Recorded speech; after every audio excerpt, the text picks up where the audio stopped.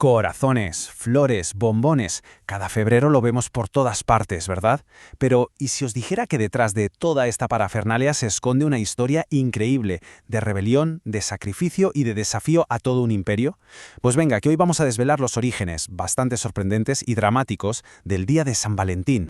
La pregunta suena un poco rara, que sí. O sea, ¿qué une los típicos caramelos en forma de corazón o las rosas con una fría y oscura celda romana?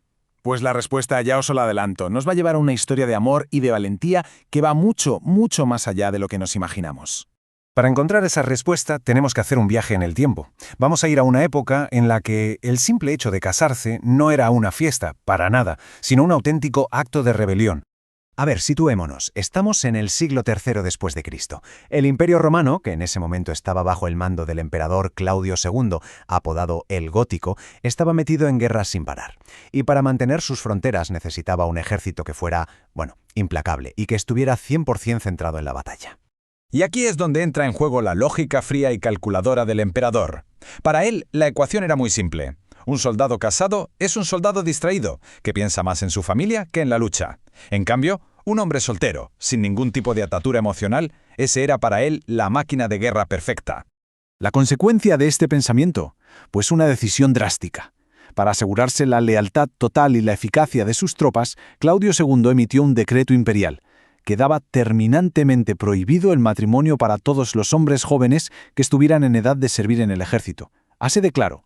Pero claro, como siempre pasa, toda ley injusta acaba encontrando resistencia. Y en esta historia, esa resistencia tenía un nombre. Aquí es donde entra en escena nuestro protagonista. Valentín. Era un sacerdote en Roma que tenía una convicción clarísima. El amor y el matrimonio eran algo sagrado, un derecho divino que ningún emperador podía quitar. Vamos, que su fe era mucho más fuerte que su miedo al poder imperial. Y su valentía no se quedó en palabras, no. Se tradujo en acción. Valentín empezó a oficiar matrimonios en secreto, desafiando directamente la ley del emperador. A ver, imaginemos la escena. Ceremonias clandestinas, por la noche, solo con la luz de las velas, un acto de amor lleno de riesgo, pero con un significado brutal. Pero claro, un secreto así no se podía guardar para siempre. Al final, Valentín fue descubierto, arrestado y encarcelado, y la leyenda cuenta que incluso en la oscuridad de su celda obró un milagro. Le devolvió la vista a la hija ciega de su propio carcelero. Su final, sin embargo, fue trágico. Fue ejecutado el 14 de febrero del año 269. Y justo antes de morir, la leyenda cuenta que Valentín le escribió una última carta a esa joven a la que había curado, y la firmó con unas palabras que iban a resonar durante siglos. De tu Valentín. Se podría decir que fue la primera tarjeta de San Valentín de la historia. Vale, ya tenemos la historia del hombre, del mártir. Pasemos ahora a ver cómo su sacrificio se acabó transformando en una celebración mundial. La historia da un salto de varios siglos. Siglos más tarde, la Iglesia Católica, buscando honrar su martirio, tomó una decisión bastante estratégica. Para reemplazar unas antiguas fiestas paganas de la fertilidad que se celebraban a mediados de febrero, designó oficialmente el día 14 como el Día de San Valentín. Pero a ver, ¿cómo pasó de ser un día para recordar a un santo a una celebración del amor romántico? Pues el gran cambio llegó en la Edad Media. Poetas como el famoso Geoffrey Chaucer empezaron a asociar este día con el amor cortés y el inicio de la primavera, que es cuando los pájaros, decían, elegían a su pareja. Y ahí, justo ahí, nació la costumbre de intercambiar mensajes de afecto. Esa costumbre de mandarse cartas y poemas fue solo el principio. Avancemos ahora a la era moderna, porque es aquí donde la celebración se iba a transformar de una manera que nadie de verdad podría haber imaginado. Fue en los siglos XIX y XX, con la revolución industrial a todo gas, cuando la tradición del Día de San Valentín sufrió su cambio más radical.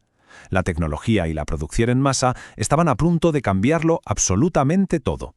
La producción en cadena lo cambió todo. Las imprentas empezaron a fabricar tarjetas de San Valentín en serie, que poco a poco reemplazaron a las cartas escritas a mano.